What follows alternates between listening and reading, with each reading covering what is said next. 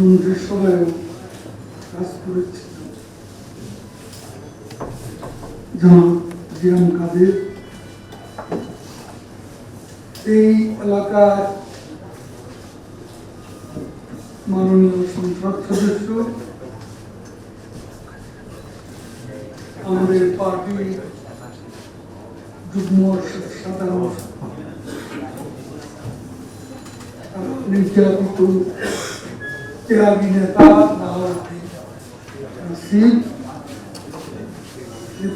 ইউনিটের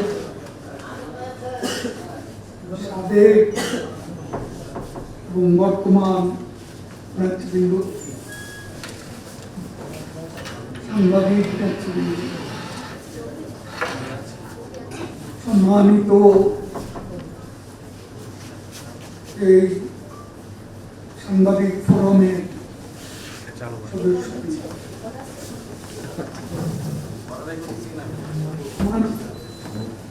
কথা বলার কথা ছিল না, কথা ছিল এসে দেখা করে চলে যাবে। এর মধ্যে পতাকা উত্তোলন, কেক কাটা, আবার ভাষণ। পলিটিশিয়ানদের প্রবলেম, যেখানে যা সেখানে ভাষণ দিতে হয়। ইদানিং ভাষণটা বলাবাজি,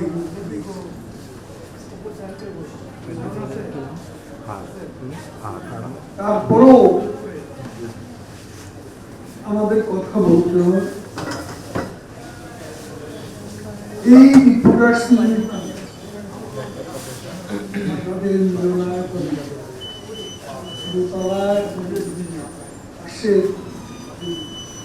ছোট্ট মিলন, আমাদের অনেক স্মৃতি, অনেক সভাপতি।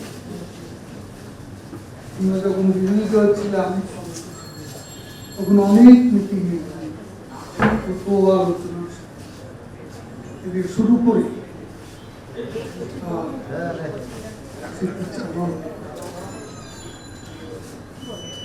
অনেক সভা আমরা করেছি।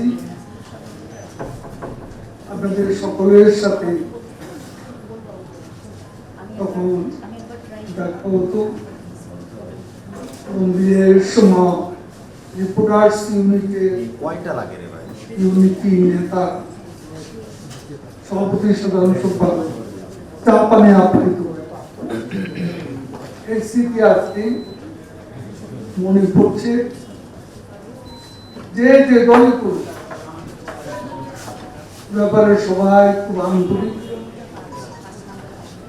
আজকেও আমরা এখানে যারা আছি, জাতীয় পার্টি, আওয়ামী লীগ, রিপোর্টার্স ইউনিটিতে বিশ্ব বিএনপিকেও আমন্ত্রণ জানানো হয়েছে। এটা ভালো। আমি প্রথমেই শিশু হত্যা, নারী হত্যা, গণহত্যা কাভার করতে 108 জন সাংবাদিক নিহত, তাদের স্মৃতির প্রতি আমি শ্রদ্ধা নিবেদন করছি। তাদের সন্তপ্ত পরিবার পরিজনের কাছে সমবেদনা। আজকে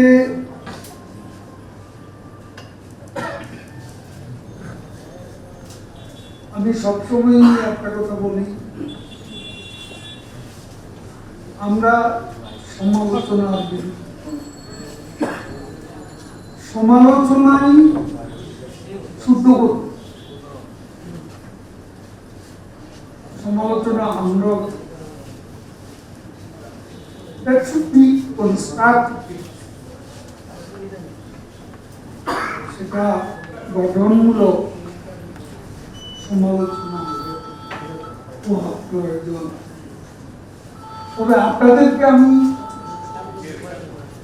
এত উপদেশ দিয়ে কোনো লাভ নেই, কারণ আপনারা হচ্ছেন কোন সংবাদপত্র বা মিডিয়া পলিসি ডিসিশন নেওয়ার ক্ষমতা আপনাদের, সেই স্বাধীনতা আছে মালিকরা যেটা চাইবেন আপনাকে সেভাবে রিপোর্ট করতে, আপনাদের স্বাধীনতা আছে। স্বাধীনতা আপনারা চান রাষ্ট্রের কাছে, সরকারের কাছে, কিন্তু নিজেরা যেখানে কাজ করেন সেখানে কি আপনি যা চাইছেন তা লিখতে পারেন? আপনি যা দেখেন তাকে লিখতে পারেন? সেটাই আমার বক্তব্য।